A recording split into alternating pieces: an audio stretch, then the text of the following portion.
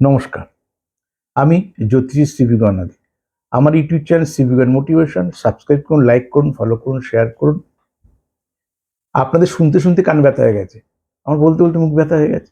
কারণ প্রত্যেক দিন টিভি চ্যানেলে যে নানা রকম নতুন নতুন দর্শক থাকে, ইউটিউব চ্যানেলেও পৃথিবীর এত 184 দেশে ফ্যান ফলোয়ার, বা ইউটিউব চ্যানেল অনলাইন চ্যানেল না তৈরি করলে আমার কিন্তু আইডিয়াও ছিল না, আমার ধ্যান ধারণাই ছিল না ইউটিউব চ্যানেল সম্পর্কে। আপনাদের অনুপ্রেরণা আর ছাত্রছাত্রীর যে টেকনিক্যাল সাপোর্ট দিয়েছে, ওনারা আমার ছাত্রছাত্রী, আমার বয়সের ছোট। ও তো স্যার এইগুলো আমরা মানে ও তো প্রফেশনে এইগুলো করে, সেই জন্য গাইড করতে পেরেছে।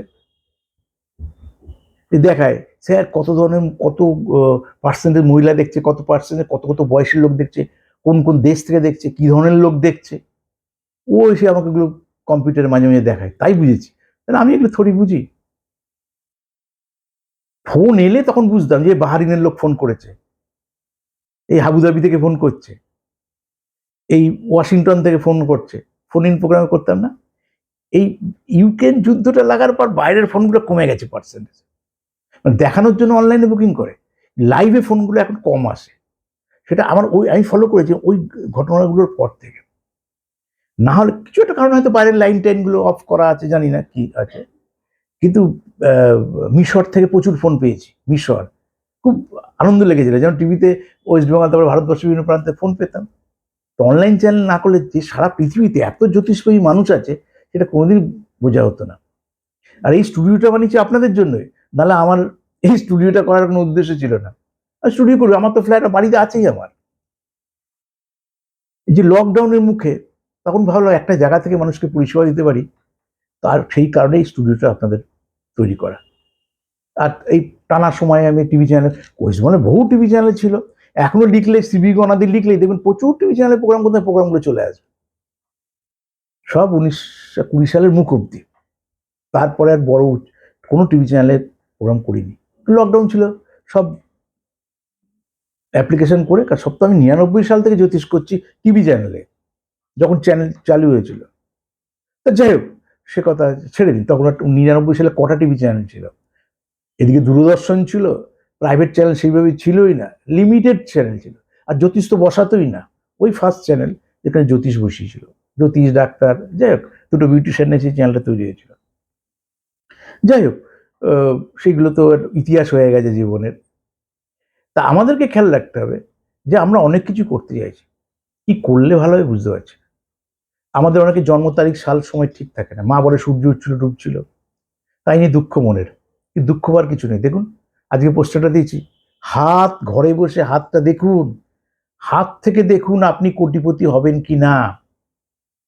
হাত আপনার আছে আশা করি, হাত ম্যাক্সিমাম লোকেরই আছে, কোনো দুর্ঘটনাজনিত কারণে হয়তো কারো এক হাতে হাত গেছে, কিন্তু জন্ম তারিখ সাল সময় ম্যাক্সিমাম লোকেরও নেই। বিশেষ করে আমাদের প্রজন্ম বা আমাদের পেছন দিকের লোকের তো নেই, খুব কম। তা আমাদেরকে মাথা রাখতে হবে, হাত থেকে দেখুন। কয়েকটা সিমটম বলি, আপনি মিলিয়ে দেখার চেষ্টা করুন। যদিও আপনি জ্যোতিষ না, জ্যোতিষ বোঝার বিষয় না, তবুও টাইপটা বোঝানোর চেষ্টা করুন। প্রথম হাতের নেচারটা দেখে নিন। প্রত্যেকটা মানুষের হাতের নেচার আলাদা আলাদা হয়। তাহলে আপনাকে যদি প্রাপ্তি পেতে হয় বা কোটিপতি তো দুটো ক্ষেত্র, এক সিস্টেমে হতে পারেন। আপনি ব্যাংকে রেকারিং করে জীবনে পৃথিবীতে এসে কোটিপতি হয়নি, ব্যাংকের রেকারিং টাকা ওই গুণিত কোনোদিনই বাড়বে না। তা যাই হোক, যদি আপনার থাকে, কাজের কথাতেই যাই, ওই ওই কথাতে আর যাচ্ছি। প্রথম দুটো হাত, মা বোনেরা বাঁ হাত আর দাদা ভাইয়েরা ডান হাত। আলোর দিকে হাতটাকে রাখুন, রেখে দেখিনি কোনো আলো পাস করছে কিনা। যদি কোনো আলো না পাস করে, জানবেন আপনি কোটিপতির দৌড়ে এগিয়ে আছেন, এটা সিমটম, ভালো লক্ষণ আপনার। এক, বুঝলাম। দ্বিতীয় কথা হচ্ছে, প্রথম ডান হাত দেখুন, তারপর বাঁ হাত। মা বোনেরা প্রথম বাঁ হাত, তারপর ডান হাত। দুটো হাতে যদি সেম থাকে, খুব পজিটিভ সাইন গেল এক। দ্বিতীয় কথা, দুটো হাতকে এরম করুন, একসাথে করুন, একসাথে পাশাপাশি করুন, দুটো কেডারুলকে জুড়ুন, এই যে আমি যেভাবে জুড়েছি, দুটো কেডারুলকে জুড়ুন। হার্ট লাইন, হৃদয় রেখা। হার্ট লাইন কাকে বলে? উপর থেকে চাঁদের মতন একটা রেখা গেছে।